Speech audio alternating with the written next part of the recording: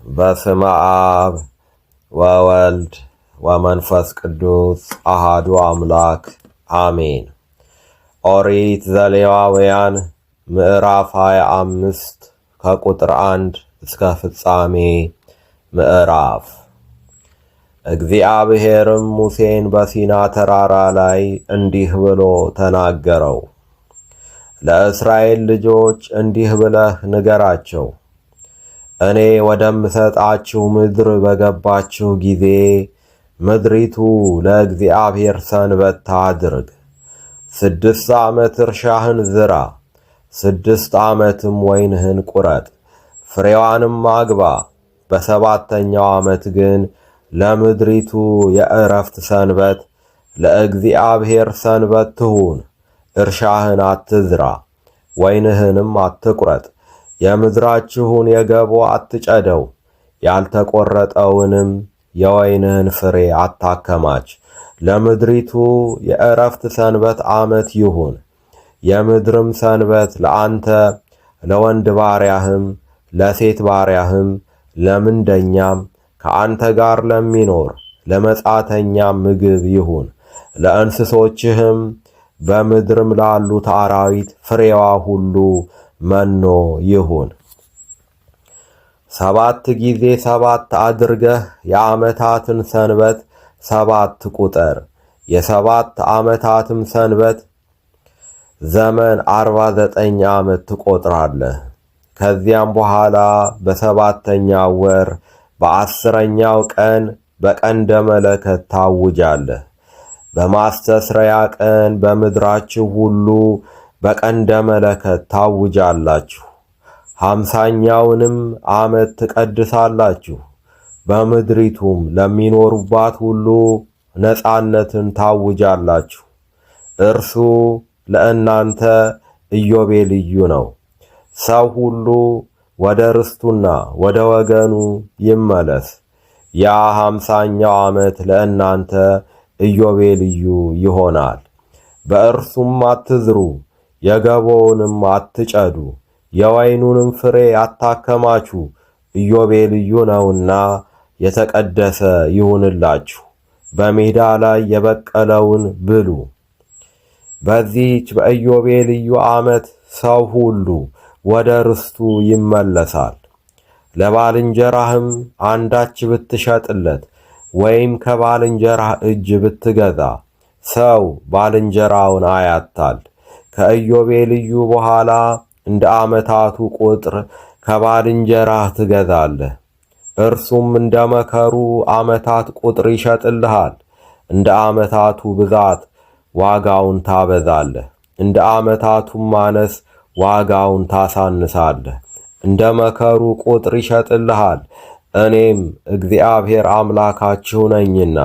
ሰው ባልንጀራውን አያታል። ነገር ግን አምላክህን ፍራ፣ ሥርዓቴንም አድርጉ፣ ፍርዶቼንም ጠብቁ አድርጉትም። በምድሪቱም ውስጥ በጸጥታ ትኖራላችሁ። ምድሪቱም ፍሬዋን ትሰጣለች፣ እስክትጠግቡም ድረስ ትበላላችሁ። በእርሷም ውስጥ በጸጥታ ትኖራላችሁ። እናንተም ካልዘራን እህላችንንም ካላከማቸን በሰባተኛው ዓመት ምን እንበላለን ብትሉ፣ እኔ በ6ኛው ዓመት በረከቴን በላያችሁ አዛለሁ።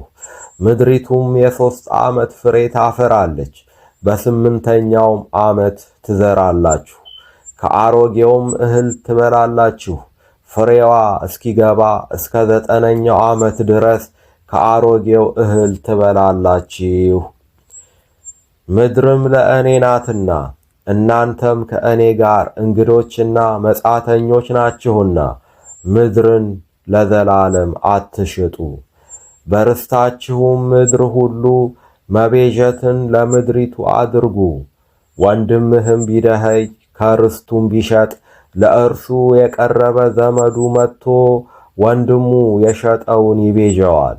የሚቤዠውም ሰው ቢያጣ እርሱም እጁ ቢረጥብ ለመቤዠትም የሚበቃ ቢያገኝ የሽያጩን ዘመን ቆጥሮ የቀረውን ወደ ገዛው ሰው ይመልስ። እርሱም ወደ ርስቱ ይመለስ። ለራሱም ዕዳውን መክፈል ባይችል ሽያጩ በገዛው ሰው እጅ እስከ ኢዮቤልዩ ዓመት ድረስ ይቀመጥ። በኢዮቤልዩም ዓመት ይውጣ፣ እርሱም ወደ ርስቱ ይመለስ። ሰውም ቅጥር ባለበት ከተማ መኖሪያ ቤትን ቢሸጥ ከተሸጠ በኋላ 1 ዓመት እስኪፈጸም ድረስ ለመቤዠት ይችላል። ለ1 ሙሉ ዓመት መቤዠት ይችላል። 1 ዓመትም እስኪጨረስ ባይቤዠው ቅጥር ባለበት ከተማ የሚሆን ቤት ለገዛው ለልጅ ልጁ ለዘላለም ይጸናለታል። በኢዮቤልዩም ከእርሱ አይወጣም። ቅጥር በሌለበት መንደር ያሉ ቤቶች ግን እንደ እርሻ ይቆጠራሉ፣ ይቤዣሉ፣ በኢዮቤልዩም ይወጣሉ። በእነርሱ ከተማ ያለ የሌዋውያን ቤት ግን ሌዋውያን ለዘላለም መቤዠት ይችላሉ። ማናቸውም ሰው ከሌዋውያን ቢገዛ በእስራኤል ልጆች መካከል የሌዋውያን ከተማ ቤቶች ርስቶቻቸው ናቸውና በርስቱ ከተማ ያለ የተሸጠው ቤት በኢዮቤልዩ ይመለሳል። በከተማቸውም ዙሪያ ያለችው መሰምርያ የዘላለም ርስታቸው ናትና አትሸጥም። ወንድምህ ቢደኸይ እጁም በአንተ ዘንድ ቢደክም አጽናው። እንደ እንግዳና እንደ መጻተኛም ከአንተ ጋር ይኑር። ወንድምህ ከአንተ ጋር ይኖር ዘንድ ከእርሱ ምንም ወለድ ወይም ትርፍ አትውሰድ። ነገር ግን አምላክህን ፍራ። ብርህን በወለድ አታበድረው፣ መኖህንም በትርፍ አትስጠው። የከነዓንን ምድር እሰጣችሁ ዘንድ አምላክም እሆናችሁ ዘንድ ከግብፅ ምድር ያወጣኋችሁ እኔ እግዚአብሔር አምላካችሁ ነኝ። ወንድምህም ቢደኸይ ራሱንም ለአንተ ቢሸጥ እንደ ባሪያ አድርገህ አትግዛው። እንደ ምንደኛና እንደ መጻተኛ ከአንተ ጋር ይሁን፣ እስከ ኢዮቤልዩም ዓመት ያገልግልህ። በዚያን ጊዜም እርሱ ከልጆቹ ጋር ከአንተ ይውጣ፣ ወደ ወገኖቹም ወደ አባቱም ርስት ይመለስ። ከግብፅ ምድር ያወጣኋችሁ ባሪያዎቼ ናቸውና እንደ ባሪያዎች አይሸጡ። በጽኑ እጅ አትግዛው። ነገር ግን አምላክህን ፍራ።